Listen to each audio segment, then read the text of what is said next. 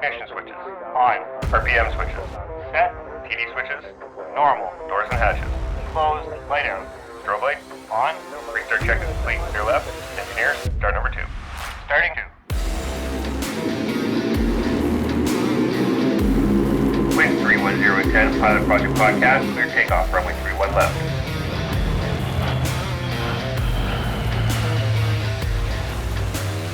All right, we're ready for departure here at the Pilot Project Podcast, the best source for stories and advice from the pilots of the RCAF, brought to you by Skies Magazine and RCAF Today. I am your host, Brian Morrison. With me today is my buddy, Paul Goddard. Paul, welcome to the show, and thanks so much for being here. Thanks, Brian. Happy to be here. Before we start, let's go over Paul's bio. Paul completed pilot training in 2015 and was posted to 444 Squadron in Goose Bay, Labrador, flying the CH-146 Griffin in the combat support role. Over 3 years, Paul flew about 500 hours, including tactical first officer training, SAR conversion training, the Mud Lake Labrador evacuation, Op Lentis and Kamloops, BC, and a small handful of JRCC task missions, JRCC being Joint Rescue Coordination Center. Paul was then posted to Greenwood, Nova Scotia, where he was finally able to live with his wife, Michaela, and fly the CH-149 Cormorant at 413 Transport and Rescue Squadron.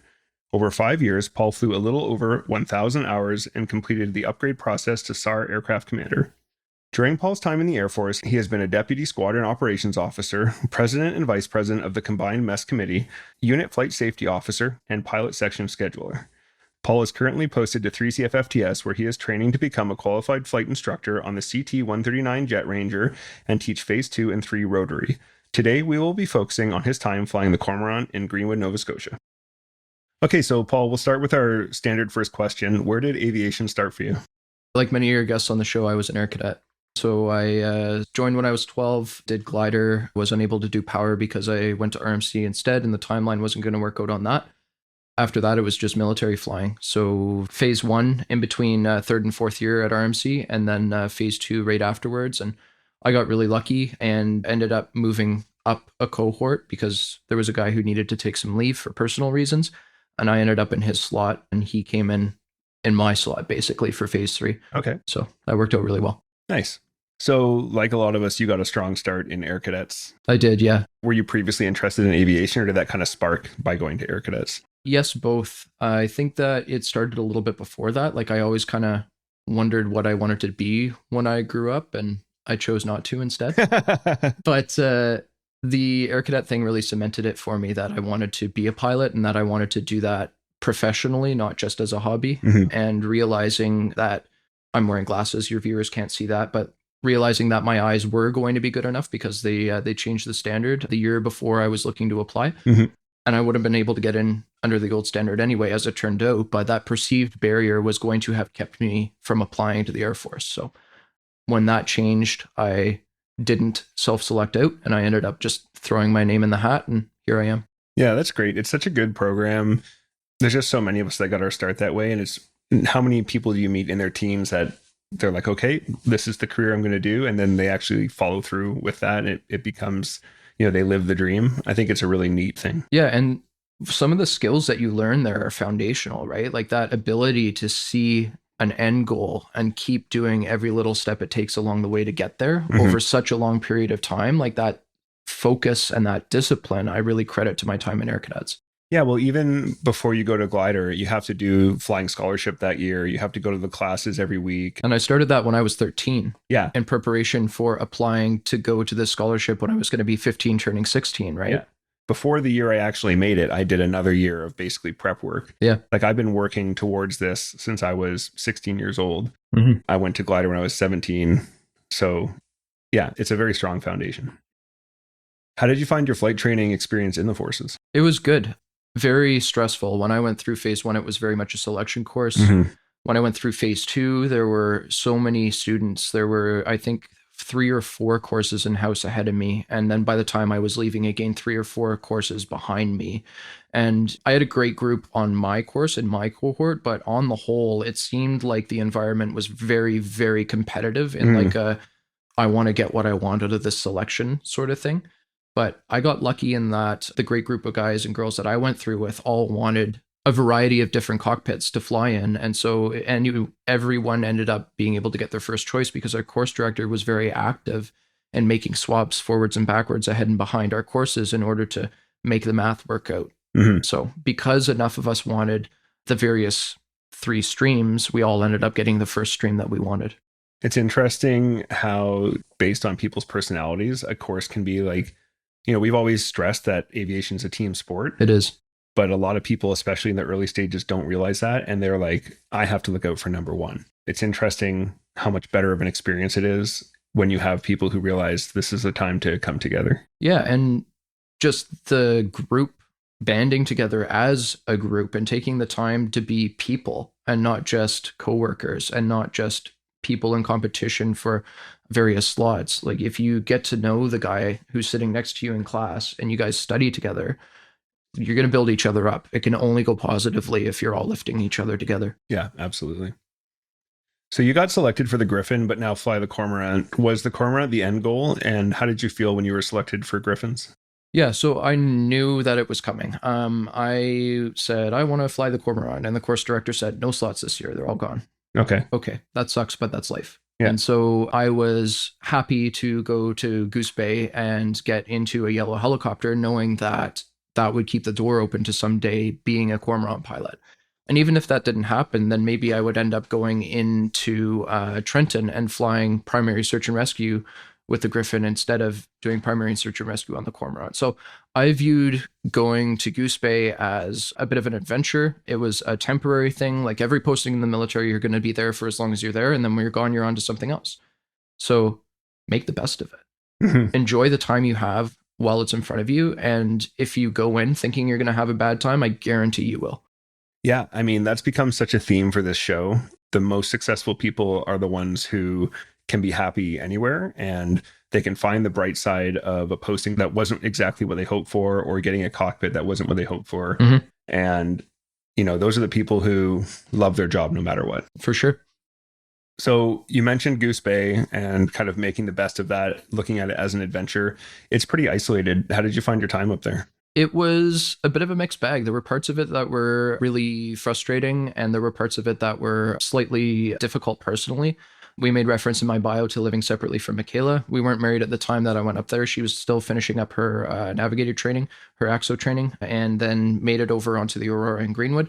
So at least we ended up in the same time zone, but all of the free time leave-wise and all of the free money ended up being spent on Air Canada to make the trip down. So that worked out well that way. But the great outdoors up there is so much bigger. Labrador, the nickname for it is the Big Land, and it's called that for a reason, right? Like it's 6 hours on what is now a paved road to get to Labrador City from Goose Bay.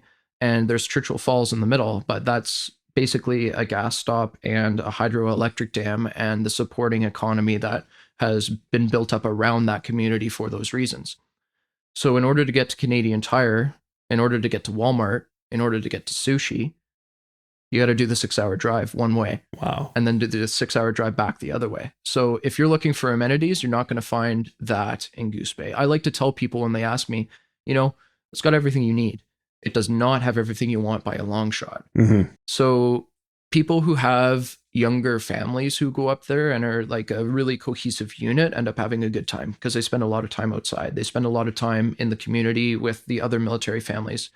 The other thing that's unique about Goose Bay is the fact that you have to live on the base. So if you're a single person, you have the option, I guess, if you want to, live in the shacks and eat in the mess and do the regular thing like that. But the PMQs are also available, and that's basically where everyone ends up. So for that reason, it's a very close-knit community. When I was up there, mess life was very strong, and there was a really good culture of going out and seeing everyone and just being social on a Friday night.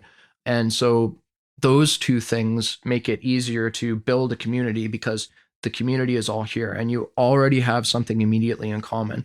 Even if the person across the street from me is an MP and CM, I can relate to them in a way that maybe lots of people wouldn't choose to relate to each other if they knew that I was in the military and they were a local. I was going to be here for 3 years. They've been there for 30. They're going to be there for 30 more, right? So that sense of adventure that everyone brings up to Goose Bay with them is what makes it such a great military community, in my opinion.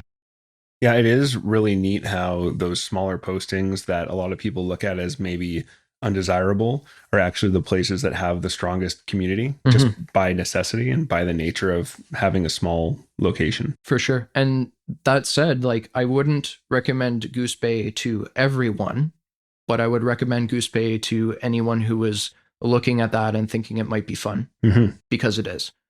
But if you're not interested in going there and having a good time, like I said, you won't.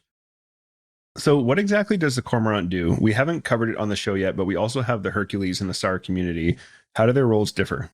I'm going to back up a bit and talk about the SAR system. Sure. So there's 3 different regions in Canada. The one that I participated in is the Atlantic Search and Rescue region, which is coordinated by the Joint Regional Coordination Center in Halifax.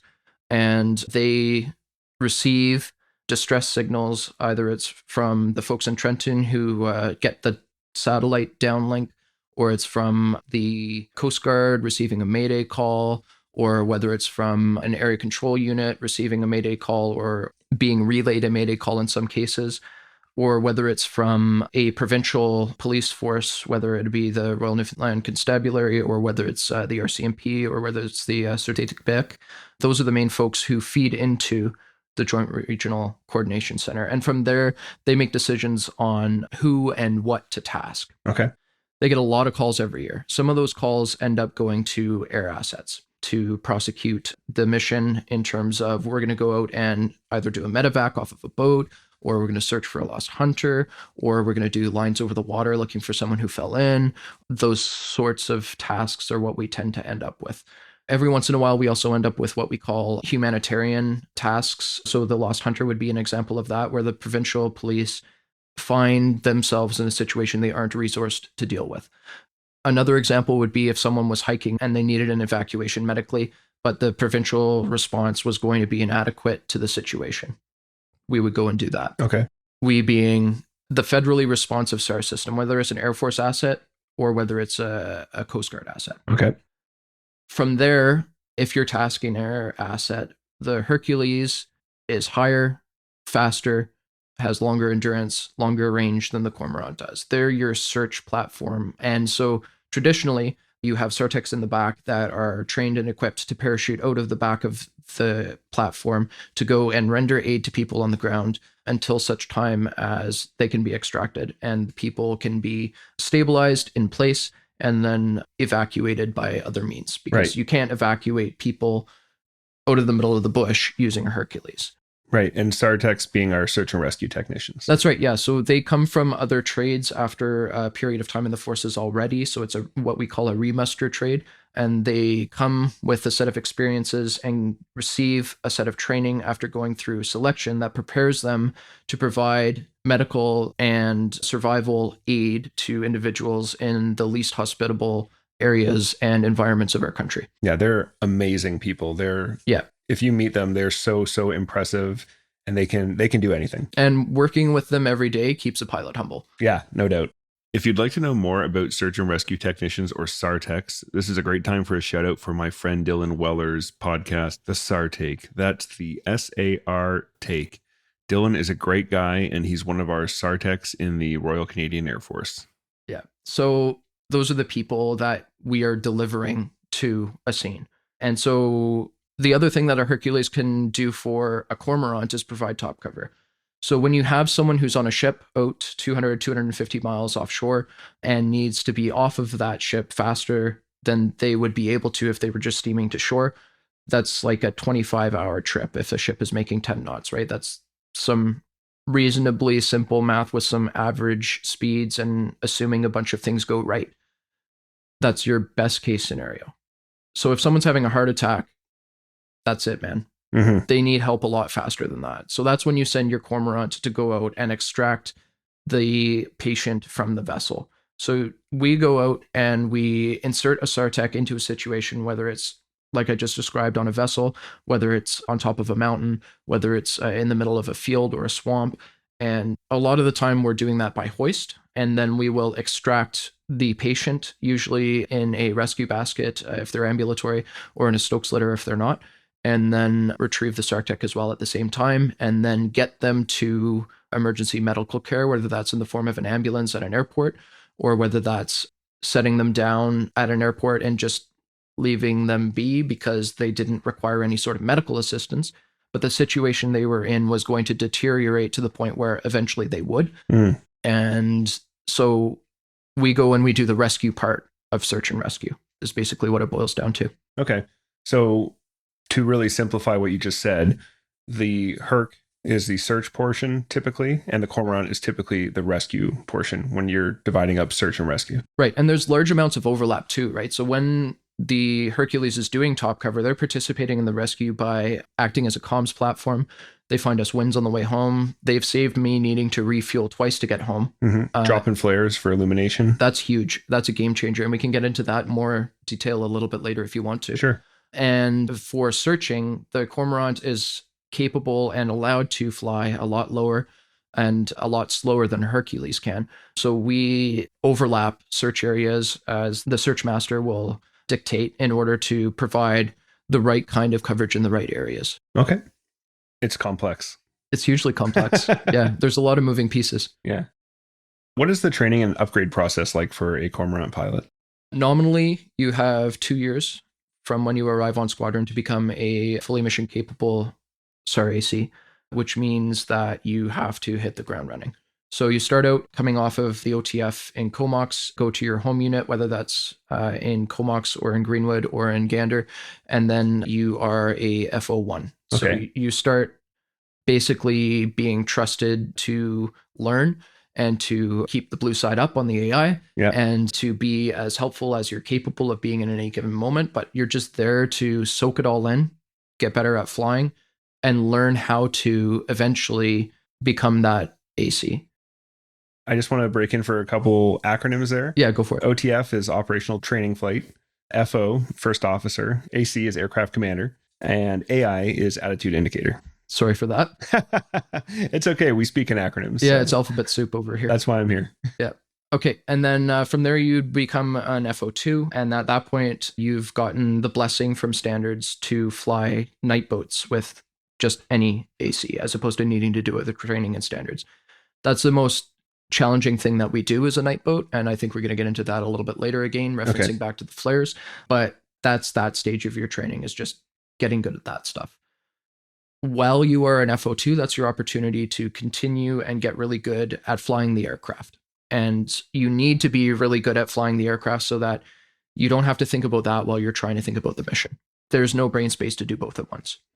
And so then after that, you become a FO3, potentially at the same time, but not necessarily at the same time. You can become a utility AC. So you would be allowed then to do ferry flights, example, between Gander and Greenwood, doing a tail swap. You can do that between Greenwood and Comox. I did that as a utility AC. There were 3 of us pilots on that crew, along with an FE and a couple IMP techs. And we were, again, just doing a tail swap. But while you are an FO3, you are acting as an AC during simulated, and potentially, if you have the opportunity and things work out well in terms of luck and the level of complexity of the mission versus your level of ability at that given moment, you might be the acting AC on an actual task mission.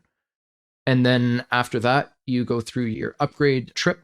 There's build up to this in terms of like RONs.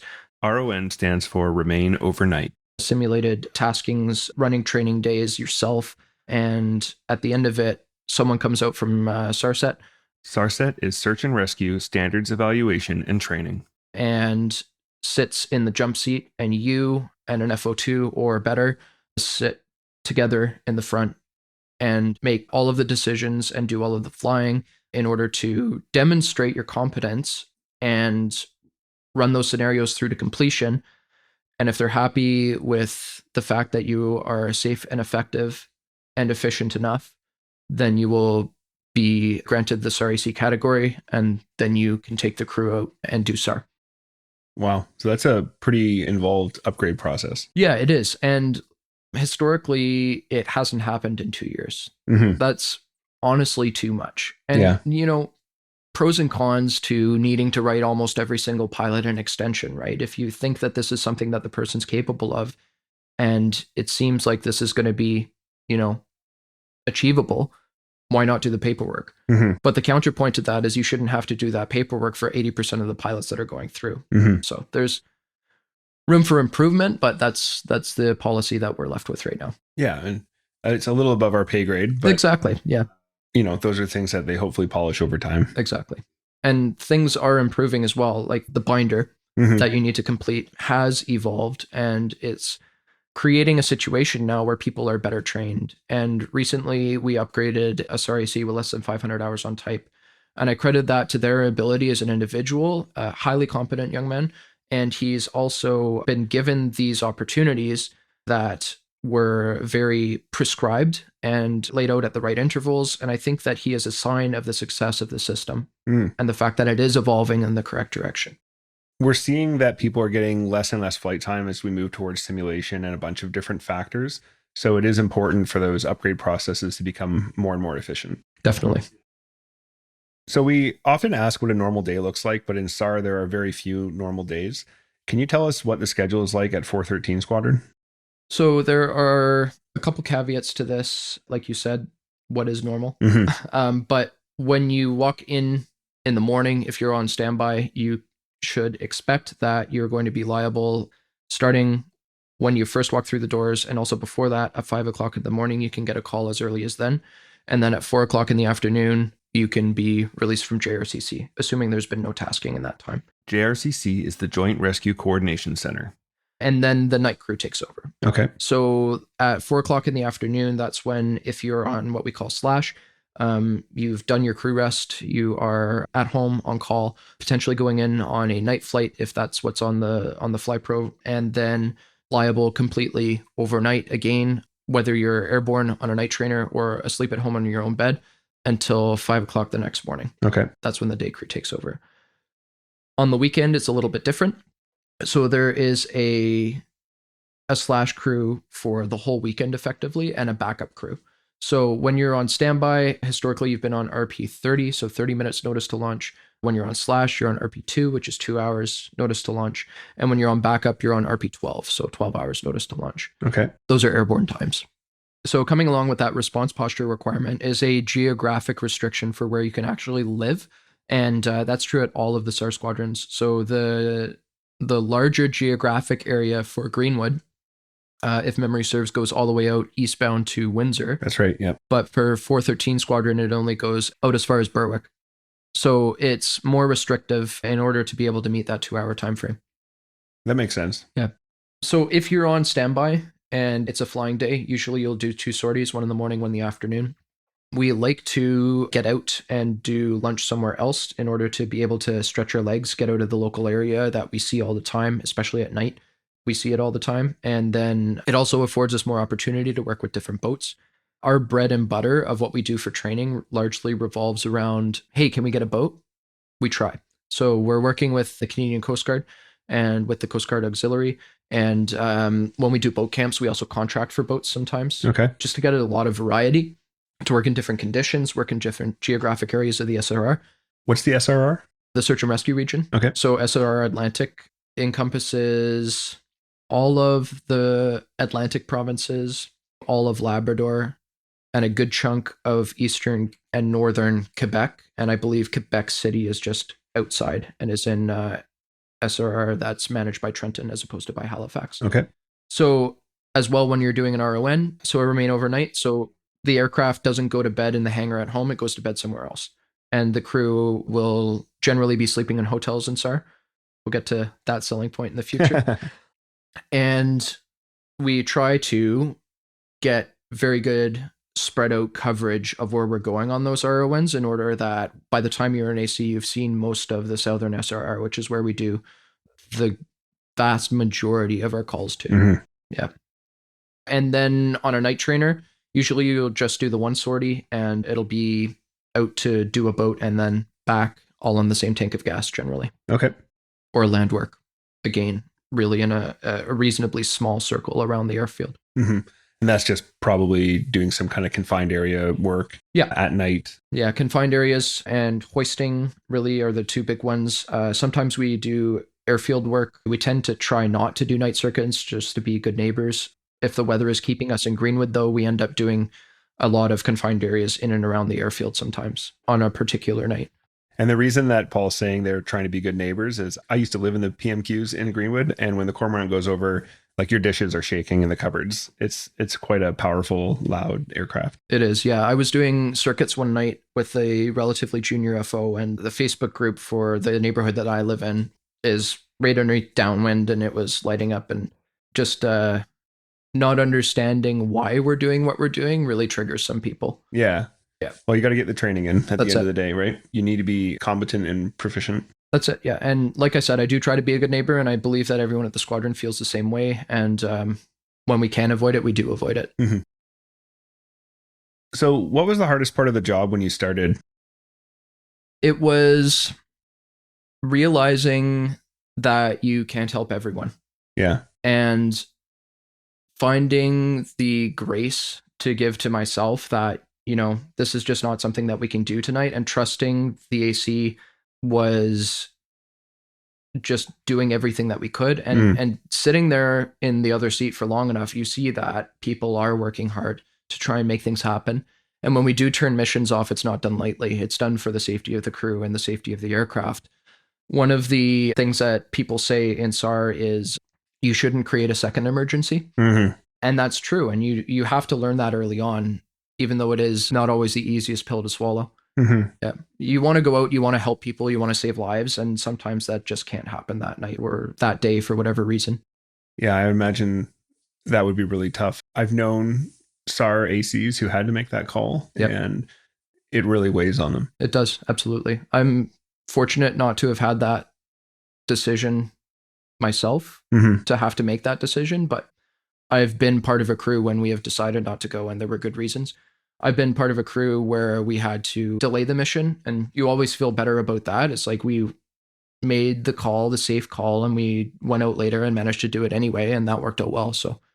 So when you're first struggling with this, how do you overcome that feeling? You just sit with it, really, and sort of readjust the way that you look at the job. The job at the end of the day is bring home the crew.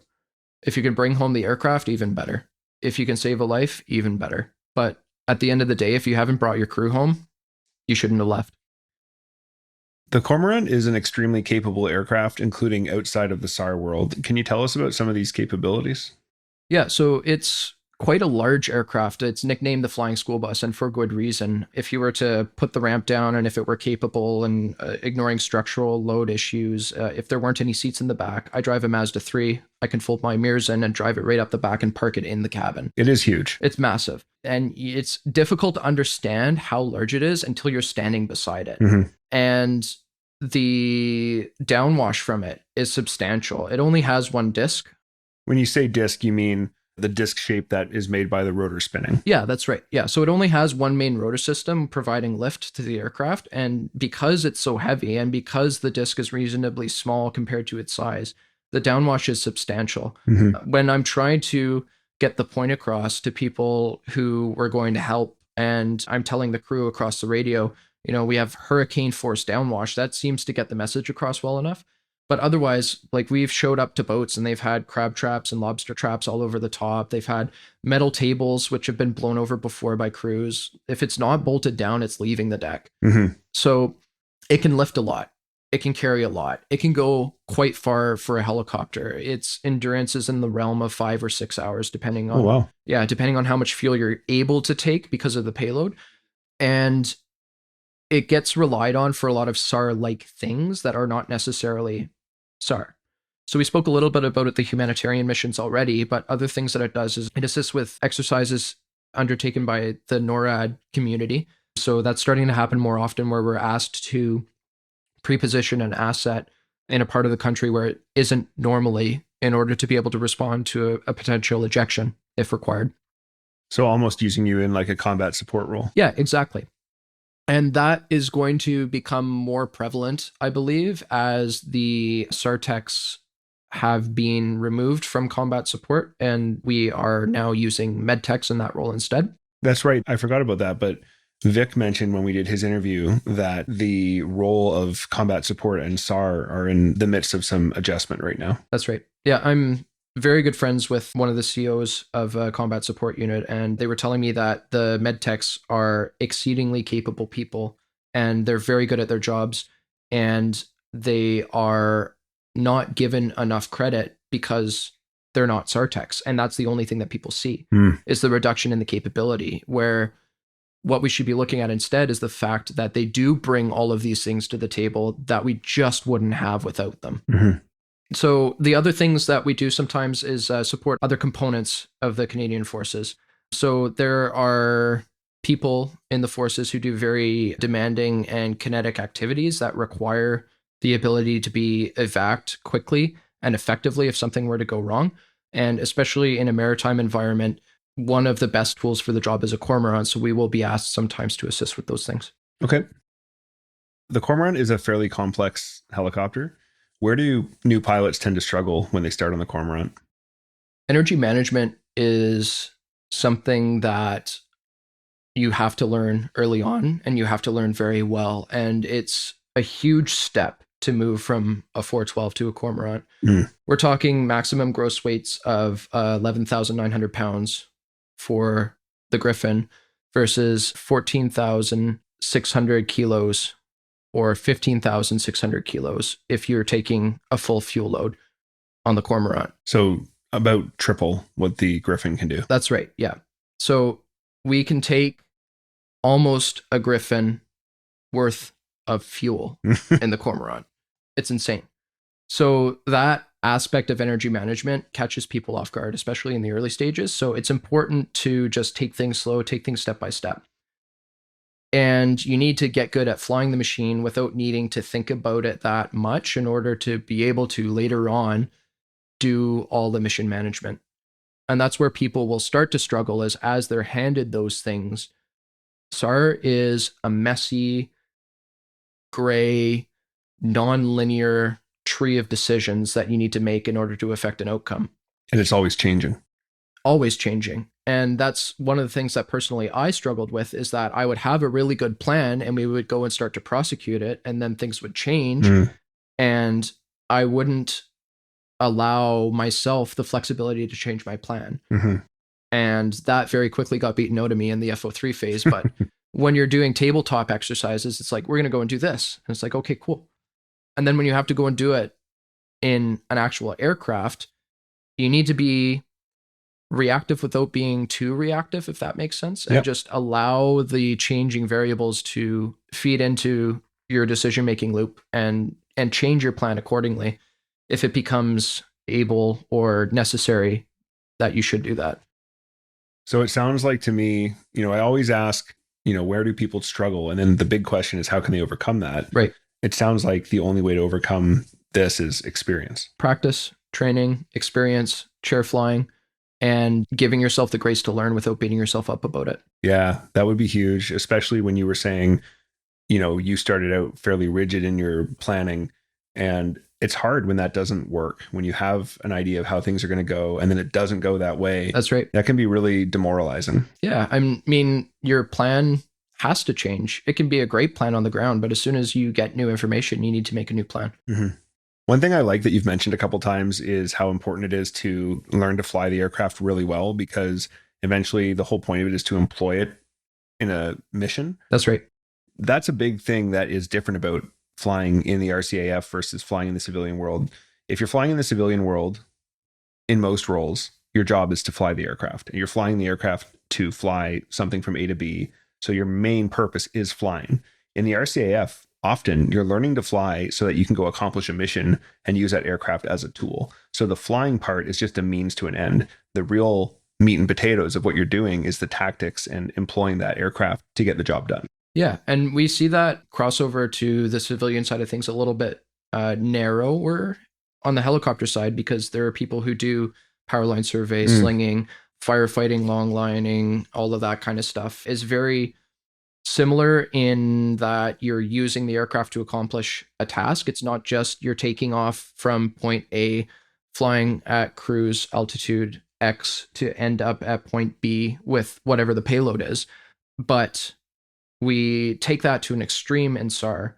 And when you're flying, for an example, when you're flying IFR, IFR is what you do to get to where you are going to do what you need to do, and maybe what you're doing when you finished that to then get home again afterwards. Mm-hmm. So if you have to spend a lot of mental energy flying IFR, then you're not going to have enough mental energy to fly your mission in the middle of your flight and do the thing that you need to be doing, which is potentially a night boat in the dark with fog over the North Atlantic with flare illumination and an aircraft somewhere above you, and having the brain space to untangle all of those things, getting to and from on scene.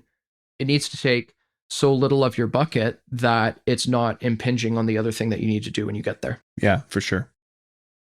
What is the strangest SAR call you've ever gone out to? I've rescued a couple of EPIRBs, which is a beacon, basically. It's EPIRB. But what it is a beacon that is released from a boat after it sinks, potentially.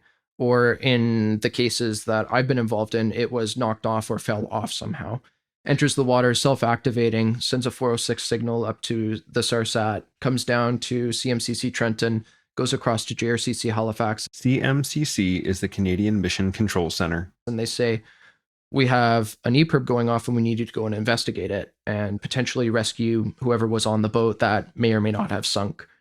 And in both cases, it's just like a can of Folgers, except it's yellow and it has an antenna and it's just bobbing there in the waves because it fell off of a boat. So that's the strangest one I've been involved in. There are also people that have had to find out that they were in a landfill, like the EPIRB had gone off in a landfill after it had been disposed of improperly. Oh, no way. Right. So we're getting, as an organization, as a larger SAR system, a lot better about identifying the fact that it is in a landfill or in a dry dock and not using SAR assets, primary SAR assets, to investigate it as a real emergency. There's some filtering that's happening now. Right, because that's a big use of resources. Absolutely. It's expensive to launch a Hercules and a crew. It's expensive to launch a Cormorant and a crew. And what it means is that asset is potentially unavailable either then or later on for something that's actually going on. That's right. Helicopters can go almost anywhere. What is the coolest location you've ever landed or flown out of? We flew out of Saglec in northern Labrador. It's a disused airfield that was built by the Americans during the war. It was part of the Atlantic crossing routes. Oh, you mean the VHF route that you can take? Yeah. So neither of us can remember the name of it, but essentially there was a bunch of stepping stones across the Atlantic from the days when people couldn't fly just directly over the Atlantic Ocean. That's right. Yeah. And it formed part of the defense of North America as well at various points in time. So we were staging out of there and flying into the Torngat Mountains National Park with the permission and cooperation of Parks Canada in order to conduct mountain flying as an exercise. So we would wake up in the morning, go out and fly in those mountains, landing at various locations, and then fly back at the end of the day and stage there again for the following day. And we did that, the squadron did that over a 2-week period and sent 2 crews up. And that was where my helicopter had a run-in with a polar bear one night. Oh, yeah. Well, you know what? The next question I had was, what's the craziest situation you've ever found yourself in on the Cormorant? So I imagine that's the one. So woke up in the morning and was told by the AC that our flight engineer had gone down and done the walk around and that the helicopter had been attacked by a polar bear. And I just looked at him and I laughed because I thought he was joking. There's no way this is real, right? Like, you got to be pulling my leg. You thought this was like part of a scenario or something. Absolutely. Or not even so much a scenario as like, let's see if we can get one over on Paul, right? Like, is he awake today? Yeah. So turns out it was real. And I sent you the link to that one. You can find it on the CBC. It's still there. So. And if anyone is interested in seeing some of those articles, we'll be putting the links into the show notes. That was pretty interesting. And the response for how do we now get helicopter parts up to northernmost Labrador was really, it was interesting in retrospect. It was frustrating at the time to watch how the logistics had to unfold in order to get pieces from Greenwood all the way up to Goose Bay, and then from Goose Bay all the way up to Saglec. Yeah, that sounds like it would be pretty complex. It was a little bit. 444 Squadron ended up bailing us out, so that was great of them to do. And it just, again, goes to show that aviation is a team sport. Yeah, absolutely. So you've said to me in the past that you don't get shot at, the weather is your enemy. SAR in the Cormorant means you'll be doing challenging operations in poor conditions. I would imagine that hoisting from a ship in bad weather would be one of the most difficult situations. Can you describe some of the dangers involved and what it feels like? Yeah, that's where you make your money. You're there in the hover. Maybe you have arrived from an overwater transition down, which is allowing and directing and supervising and safeguarding the aircraft automation to bring you down to 100-foot hover over whatever sea state is underneath you. And you can come within a quarter mile using a radar paint of your target, which in the case that we're talking about here is going to be a boat, a quite large boat, potentially a shipping vessel, a cargo container vessel. And at that point in time, as long as you can see the 100 feet down to the water and your quarter mile forward, corresponding to your radar paint, a light, which is illuminating the target from the target, then you can proceed. I don't know how that sounds to someone who has no experience flying over the water, but to me as an Aurora pilot, that sounds crazy. It's horrifying. Yeah, absolutely. You're like sitting there in the left seat with the AC who probably has done this, 20 or 30 times before in the right seat. And you're looking out the window at that light and going, there's no way, man. Why are we doing this right now? And the answer is to try and save someone. And the helicopter will keep you safe and will allow you, if you treat it nicely and use the automation the way it's designed, to then close with that vessel until you can fly off of it visually using a radar hold function to keep the collective in the appropriate position so that the helicopter is going to then descend or climb to an altitude that you've set it to, corresponding to how high you want to be over the deck of the vessel while you're hoisting. And then the helicopter holds your heading, and you are now flying against spring pressures, and with the aircraft trimmed out, tracking it in and out along a visual reference line over the vessel, which is moving in the dark. You may or may not have a horizon because maybe the Herc broke that night. Maybe it's there and it's providing you flares, which gives you a horizon inside your ping pong ball, which it's a game changer, those flares. And you then will put a live person on that hook in the form of a SARTech, hoist them out to the deck, which again might be rising or falling 30 feet, might be pitching 15, 20 degrees, depending on the sea state, and put them onto the vessel to then go and render medical aid, or potentially just put them on the vessel long enough to get someone into a rescue basket, and then do the whole thing over again to get them off. So when you're doing your insertion, generally what you do is you insert 2 SARTechs and a piece of equipment, so that's 3. Move into the rest position, wait for them to do what they need to do, because you can't afford to leave the hover because it's such an intense and difficult procedure to arrive back in that position that you're better off just burning the fuel instead of trying to end up burning more fuel anyway to come back to that position. And then you need to then go in, recover a SARTech, the equipment, potentially from the rest if there's good guideline available, and then the second SARTech again. So you're doing this 6 times in the pitch dark on night vision goggles. So you're looking through toilet paper tubes now, down and right, and you are leaning out over your seat, probably 3 to 6 inches. Your right shoulder is out of the seat. Your head is probably 2 inches from the window, and you're looking down at like a 30-degree angle at your references. Hopefully you have the ability to scan up from time to time underneath your goggles if you're wearing them. Some people tend not to look at your horizon, which is supposed to be your primary reference, but let's be honest, maybe it's not there. And you have people who are dangling from a 130-foot piece of cabling with a hook on the end and trying not to bash them off the side of the superstructure on their way up. I just sort of tried to picture myself doing that, and it feels so uncomfortable and so scary. The first time you do that, it must be outrageous. It's daunting. Absolutely. But you don't start in that situation. You end up there. Right. So that's how we get through our upgrade process, is to go and be able to do that after maybe less than 500, maybe more like 800 hours on type. When you start out in Comox on the OTF, you do it to the Black Duck, which is, it's like a tugboat sort of situation, and you're doing it in the Georgia Strait, which is a relatively calm body of water because of how confined it is, being between Vancouver Island and the mainland. And you are generally doing it with a lot of cultural lighting around, and you're not doing it in fog. There's training limits that apply as opposed to the SAR limits. So you need to crawl before you can walk. You need to walk before you can run. And what I just described to you is running full tilt with your eyes closed in the dark. Yeah. Right? So even when you open them, it's a little disorienting. So that's as bad as it can ever get. It's almost always better than that. How does that feel?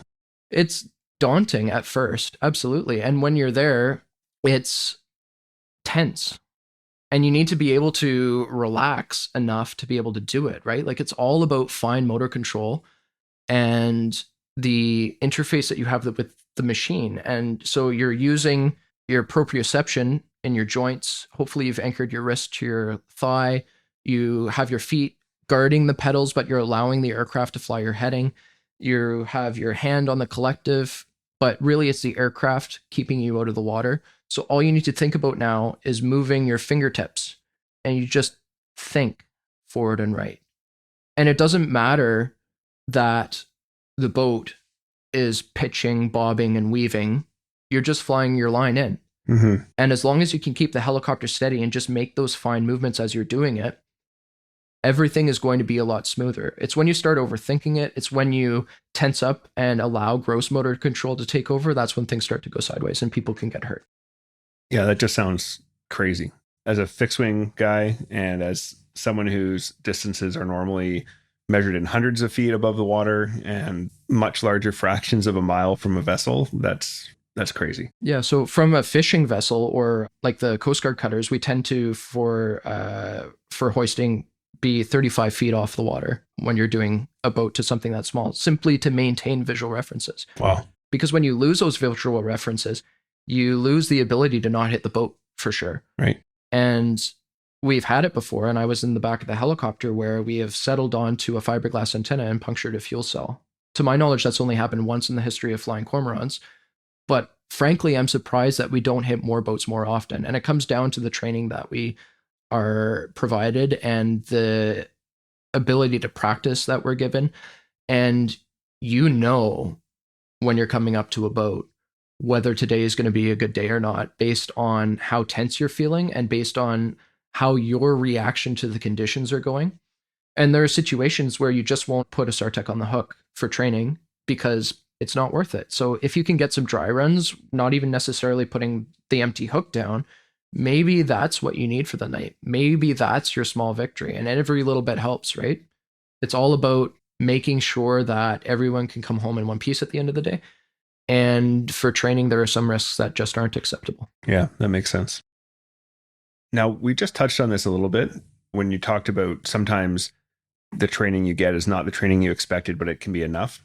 You've mentioned to me that in SAR, even if the outcome isn't what we were looking for, the mission can still be successful. Can you give me an example of this? Yeah, so one of the missions that I flew, we went out to the easternmost part of southern Quebec, and we were looking for someone who had been fishing from shore, and we didn't end up finding them. They had tied themselves to an anchor point. It was like a lobster pot that had been weighted down, and we ended up finding that. And it was night, it was dark. We were able to be high enough and shine our light down enough, and there was enough light that night as well that on the MVGs we could see the bottom quite clearly, and all the way to the drop off we were able to crawl around at 100, 130 feet, looking straight down using the night sun, determine positively that they just weren't there anymore. And the night sun is like a super bright spotlight, right? Absolutely, yeah. It's bright enough that one of the things that you can't do is refuel the helicopter if it's been on within 30 minutes. Because of the heat it generates? Because of the heat it generates. Wow. Yeah. So even though we didn't find that gentleman that night, we were able to say that he wasn't there anymore. Search is accomplished. Rescue just couldn't happen. Mm-hmm. And that's frustrating, but sometimes that's the way it is. Mm-hmm. And the reason for the listeners, if I'm interpreting this correctly, the reason that that can still be a somewhat positive mission outcome is because without that certainty, the search may go on for days, weeks, depending on, I'm assuming, various conditions. And the search can end up using assets and people for a much longer period of time, even though it's very unlikely that you will find that person. Right. And more than that, it's about the people that they've left behind.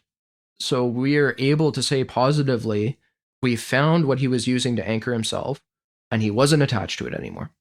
And if he's not back on shore, then he's somewhere else. Yeah. And that's really sad to have to say to someone. And I'm glad that I'm not in the position and haven't been in the position to have to do that to someone directly. But that's effectively the conclusion that I came to, and the information that I had to relay through RCC.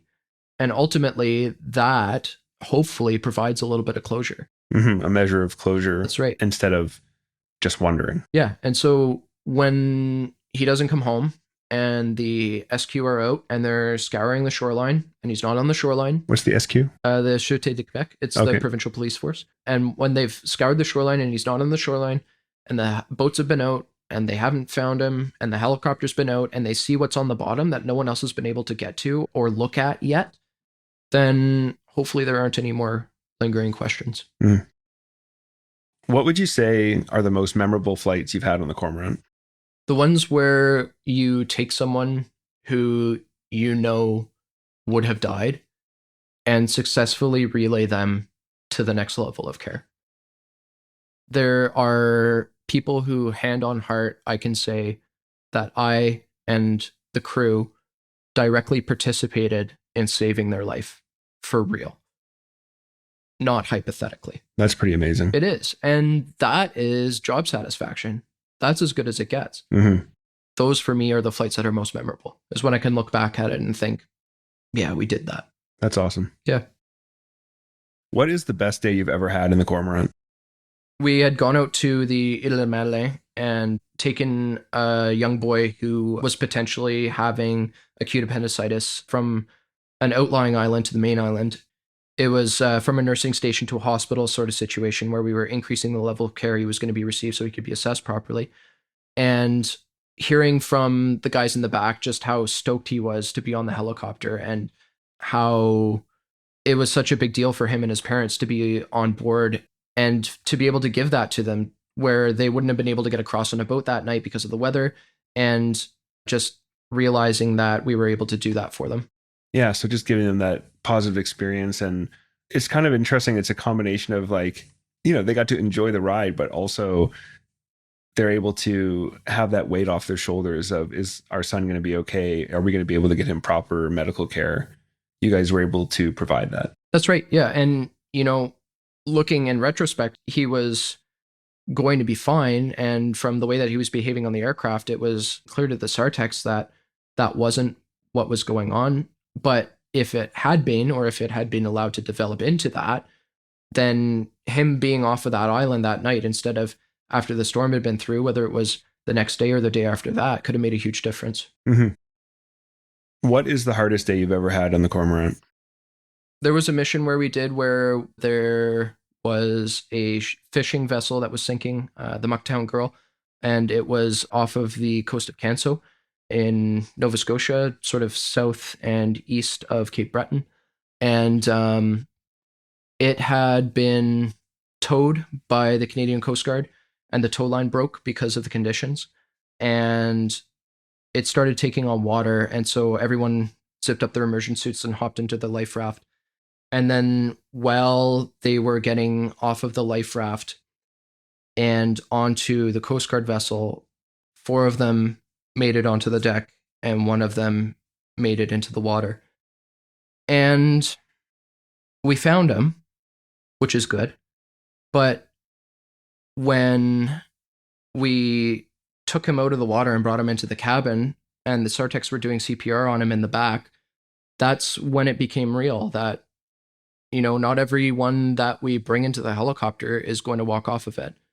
And that was a challenging day for me. It was a challenging day for the SARTechs in the back, and just the randomness of it.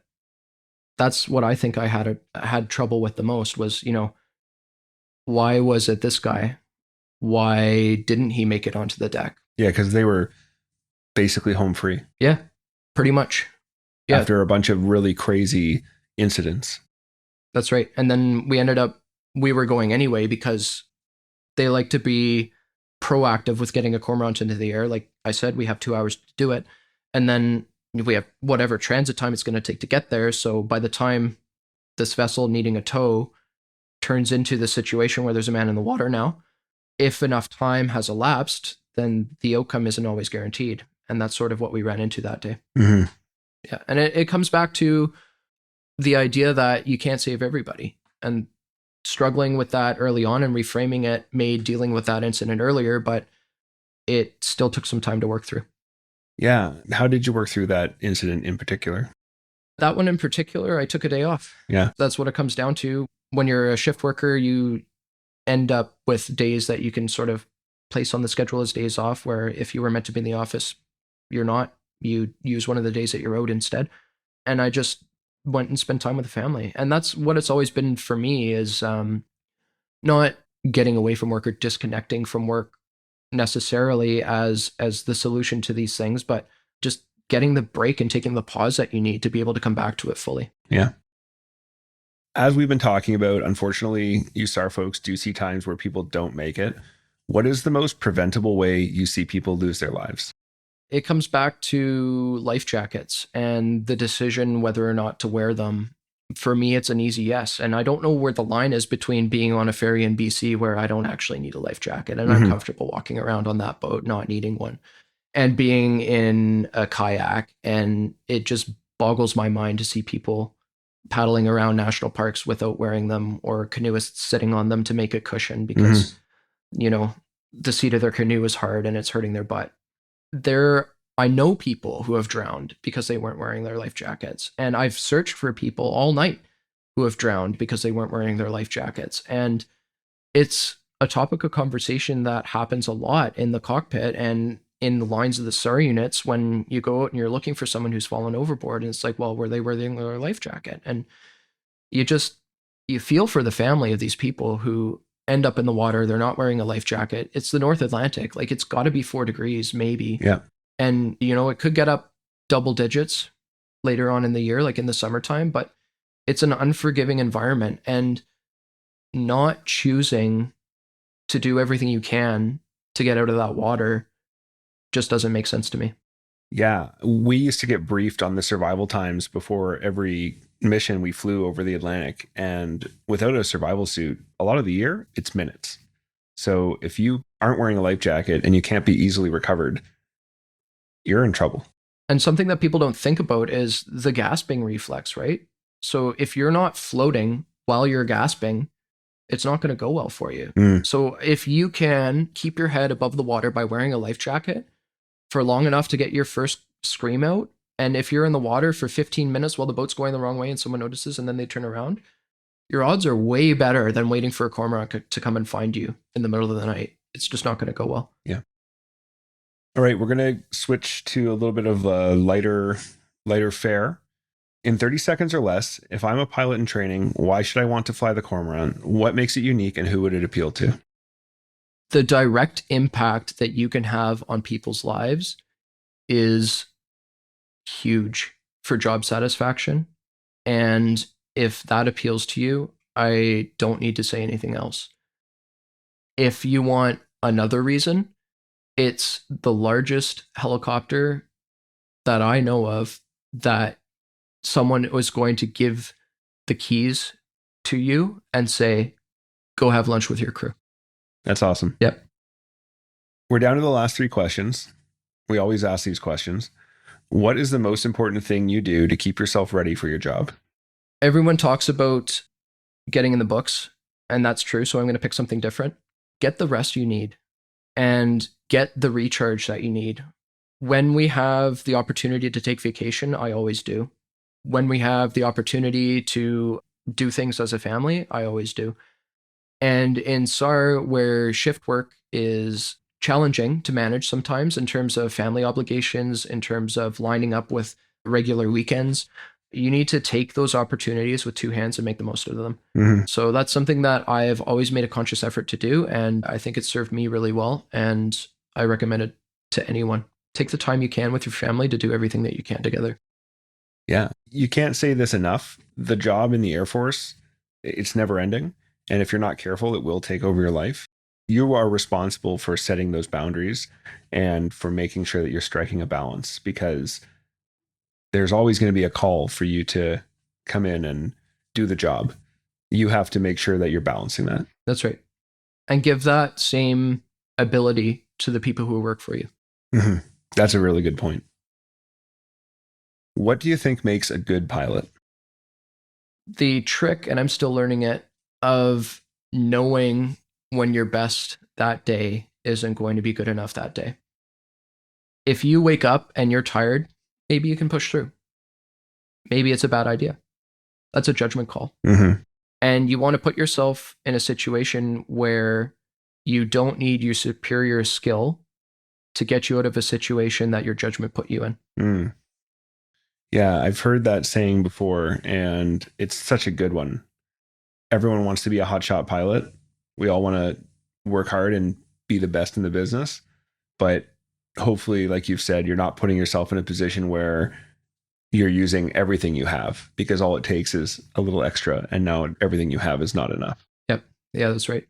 That's not to say that you need to be at 110% every day when you walk into work. Like, there are days where, 90% is all you have and 90% is going to be fine. But you need to know when that 90% is not going to be enough. Mm-hmm. Which is a real check your ego kind of situation. Yeah. Staying humble is key. Yeah. Yeah. And like we say, aviation is a team sport. If you need to call someone up to fill the roster instead of you, then do it. All right, we're down to our last question. I want you to picture a young pilot, maybe one of the pilots you'll be teaching soon at the school. If you had to give advice to a new pilot, what would that be? Don't leave anything on the table. When you are in training, the single most important thing that you can do is decide that your training is important. If you're going through it and you're wishy-washy about it, or if you're going through it and you decide, you know what, maybe I don't need to study for that test, it's going to bite you. And you don't want to be the guy who, at the end of the day, has questions, did I work hard enough for this? You want to work as hard as you need to every time you need to and show up ready to go.